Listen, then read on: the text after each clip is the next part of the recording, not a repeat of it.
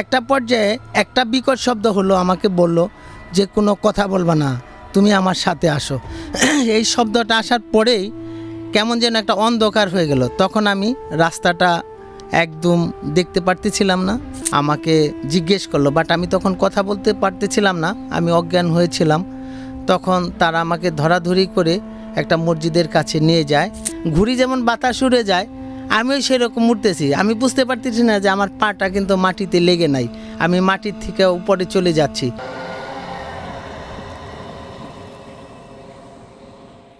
যেটা আমার জীবনের সাথে ঘটে যাওয়া, হয়তো অনেকে আমরা বিশ্বাস করি বা না করি, যার সাথে ঘটেছে সেই জিনিসটাকে বিশ্বাস করতে পেরেছে। আমার জীবনের সাথে ঘটে যাওয়া 1988 সনের ঘটনাটা, যে ভৌতিক ঘটনাটা, সেটা আমি এখন তুলে ধরব। আমি তখন ক্লাস 9-এ পড়ি। আমি আমার নানার বাড়িতে বেড়াইতে গিয়েছিলাম। আমার নানার বাড়িটা হলো মানিকগঞ্জ জেলায় সিংহের থানায় চান্দর ইউনিয়ন গ্রামে। আসলে সে গ্রামটা একদম সুজলা সুফলা শস্য শ্যামলায় ঘেরা। আমরা গেলে নানার বাড়িতে অনেক খুশি হতাম, এবং এখন তো আমরা অনেক স্টাইল হয়ে গেছি, পায়ে জুতা ছাড়া হাঁটি না। সেখানে একদম মেটু পথ ধরে হাঁটতাম। বিভিন্ন জমিতে চাষাবাদ করতো, রাখালদের সাথে গরুর পিছনে থেকেই তাদের সাথে সহযোগিতা করতাম। কিন্তু এখনকার জামানায় পোলাপান্ডা সেই কথাগুলি শুনে না। যাই হোক, তা আমি আমার নানার বাড়ির যে রাখালটা ছিল, আমার নানা এবং মামা সবাই বলে দিত তাকে কিন্তু রাখাল বলবে না, ভাই বলবে। নাম ছিল লাল মিয়া। তা আমার আবার মইয়ে চড়া অনেক শখ ছিল, যে আমি সবসময় জমিতে যখন মই দিতেন তখন আমি বলতাম, ভাইয়া আমাকে মইয়ে চড়াইবা। আর অনেক রাতে ঠিক ফজরের নামাজের সময় রাখালরা সাধারণত জমি চাষ করতে যেত, কারণ ওই সময়টা রোদের তাপমাত্রা কম থাকতো, যার জন্য তার ওই ভোরের সময় জমিতে চাষ করতে যেত। বাট আমি ওই লাল মিয়া ভাইয়ের আশায় সবসময় থাকতাম। আমার সাথে যেভাবে ঘটনাটা ঘটলো, ওই দিন ঠিক রাত্র 2:45টার সময় এই লাল মিয়া ভাইয়ের কণ্ঠে আমাকে ডাকলেন, মাহবুব চলো আমরা জমিতে যাব, উঠো। একটা ডাকি দিয়েছেন, বাট আমি ওই একটা ডাকেই সাড়া দিয়ে আমি আমার ওই পেনটা নিয়ে জামাটা নিয়ে বের হয়ে গেলাম। কিন্তু আমি যখনই হাঁটতেছিলাম, সামনের দিকে যাচ্ছিলাম, লাল মিয়া ভাইয়ের দূরত্বটা আমার থেকে অনেক বেশি, বাট বোঝা যাচ্ছে যে একজন মানুষ আমার আগে চলে যাচ্ছে, বাট সে লাল মিয়া ভাই কিনা সেটা আমি নির্ধারণ করতে পারতেছি না।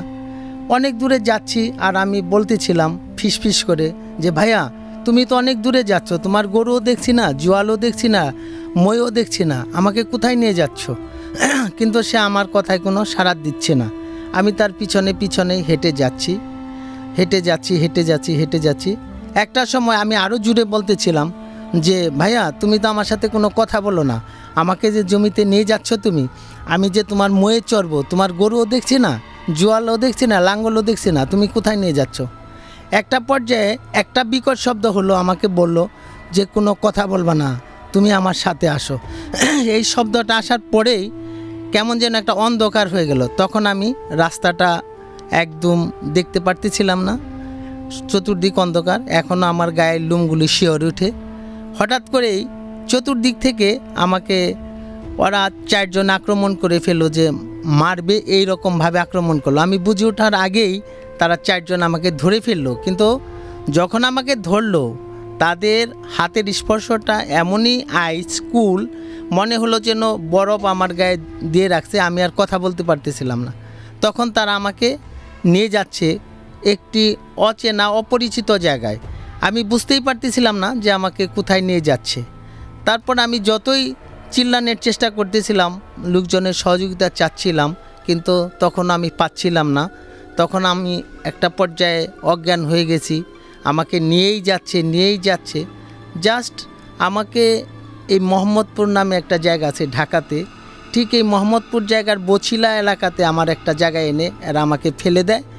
যখন ফজরের নামাজের আজান হচ্ছিল, লোকজন এদিকে ছুটাছুটি করে মসজিদে যাচ্ছিল মুসল্লিরা, তখনই হয়তো একজন মুসল্লি আমাকে দেখতেছিল যে ওখানে একটা মানুষ পড়ে আছে। তখন কয়েকজন মুসল্লি ওই নামাজের শেষে, ফজরের নামাজের শেষে এসে আমাকে জিজ্ঞেস করলো, বাট আমি তখন কথা বলতে পারতেছিলাম না, আমি অজ্ঞান হয়েছিলাম। তখন তারা আমাকে ধরাধরি করে একটা মসজিদের কাছে নিয়ে যায়। তখন আমাকে পানি ঢেলে তারা আমাকে সুস্থ করে এবং হসপিটালে নিয়ে যায়, ট্রিটমেন্ট দেয়।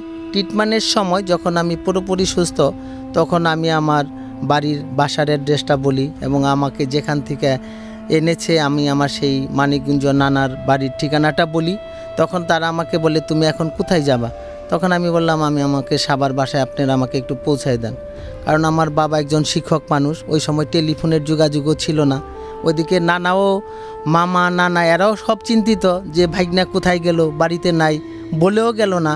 আর এদিকে বাবাও চিন্তিত যে ছেলে নানার বাড়িতে বেড়াইতে গেল, তার সাথে কি হইলো বা কোথায় গেল, কোনো যোগাযোগ নাই। সকালেই নানার বাড়ি থেকে একটা লোক আমার বাড়িতে পাঠাইছে যে দেখো মাহবুব তার বাসায় গেছে কিনা।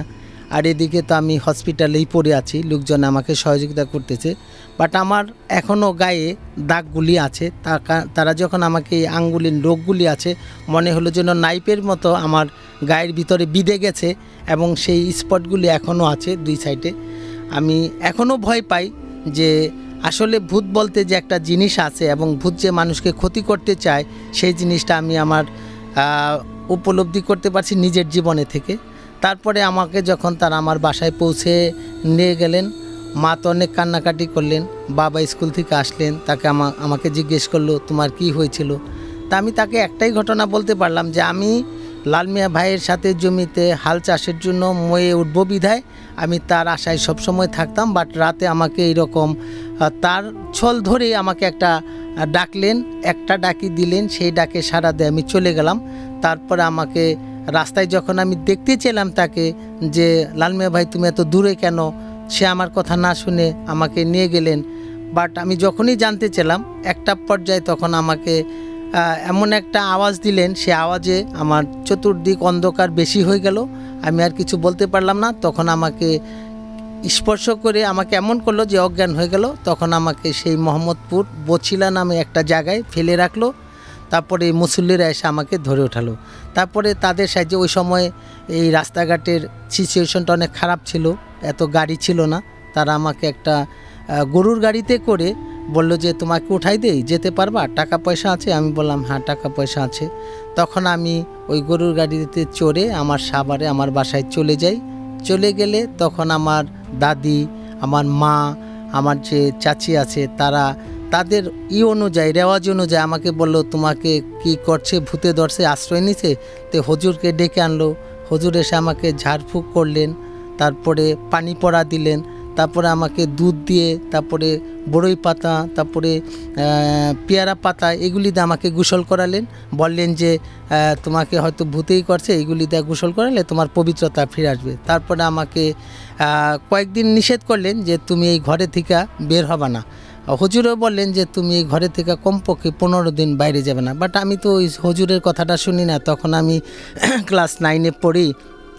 কারণ আমার সেই ছোটো মন তো আর ঘরের ভিতরে বদ্ধ হয়ে থাকতে চায় না। তা আমি করলাম কি, সেই ঘুড়ি নিয়ে আবার জমিতে চলে গেলাম ঘুড়ি উড়াইতে। সেই দুপুর নাই, সন্ধ্যা নাই, একটা আনটাইমলি অলরেডি যাই। কিন্তু হুজুরে আমাকে ওই একটা কবজ দিয়েছিলেন, বলেছিলেন যে এইটার একটা সীমানা আছে, সীমানার বাইরে গেলে তোমার কিন্তু আবার ক্ষতি হবে। তা আমি ওই জিনিসটাকে অ্যাভয়েড করার কারণে আমার সেকেন্ড টাইম আবার সেই ক্ষতিটা হয়ে গেল। ঠিক আমি ঘুড়ি উড়াইতেছিলাম, আমার পিছন থেকে কে যেন এসে আমাকে, ঘুড়ি যেমন বাতাস উড়ে যায় আমিও সেরকম উঠতেছি। আমি বুঝতে পারতেছি না যে আমার পাটা কিন্তু মাটিতে লেগে নাই, আমি মাটির থেকে উপরে চলে যাচ্ছি। আমি যতই চিল্লাই, যত কিছুই করি, কোনো কাজ হচ্ছিল না। বাট ওই সময় আমাকে করেছিল, আমার হেমাদপুরে একটা জায়গা আছে আমার সাভারের থেকে 4 কিলো দূরে। সেই হেমাদপুরে 4 রাস্তা তেঁতুলঝুরে একটা জায়গা আছে, সেই জায়গায় একটা বড় বট গাছ আছিল। সেই বট গাছের উপরে আমাকে নিয়ে বসায় রাখছে, কিন্তু আমি কাউকে দেখি না। বাট আমাকে যে ধরে নিয়েছে সেই জিনিসটা আমি অনুভূতি করতে পারি যে কেউ আমাকে ধরেছে পিছন থেকে এবং আমাকে শূন্য করে নিয়ে যাচ্ছে, সেটাও আমি বুঝতে পেরেছি। এবং সেই বট গাছে যে নিয়ে বসায় রাখবে সেটা আমি কল্পনা করতে পারি না। যখন আমাকে ওখানে বসাই দিছে, আমি তো বসে আছি ঠিক, কিন্তু আমি যে ওইখান থেকে নেমে আসব সেই বিষয়টা আমার মাথায় আর খেলতে ছিল না, বা কিভাবে আমি নামবো। বাট ওইখানে একটা বল খেলার মাঠ ছিল, তো অনেক পোলাপানে বিকালে আসলে বল খেলতে আসে। তো একটা বল সেই বটগাছের উপরে চলে গেছে। যখন ওরা ওইটা পারার জন্য চেষ্টা করছে, তখন দেখে যে আমি ওইখানে, তখন ওরা বলতেছিল একটা মানুষ দেখা যায় বটগাছের উপরে, কি ব্যাপার।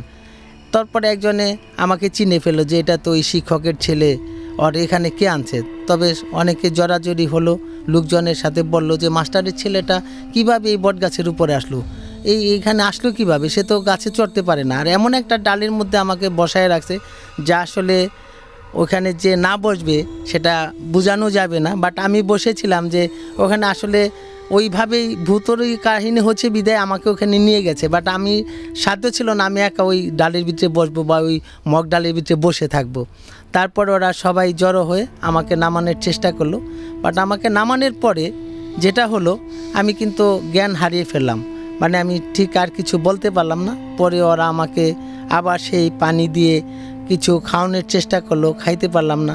আর এদিকে তো আমার বাসায় সবাই আমরা একসাথে বসে খাই, দুপুরের যে খাবারটা খাবো সেই খাবারের জন্য সবাই অপেক্ষা করতেছিল টেবিলে খাবার নিয়ে, যে মাহবুব কোথায়, একসাথে আমরা বসে খাবো।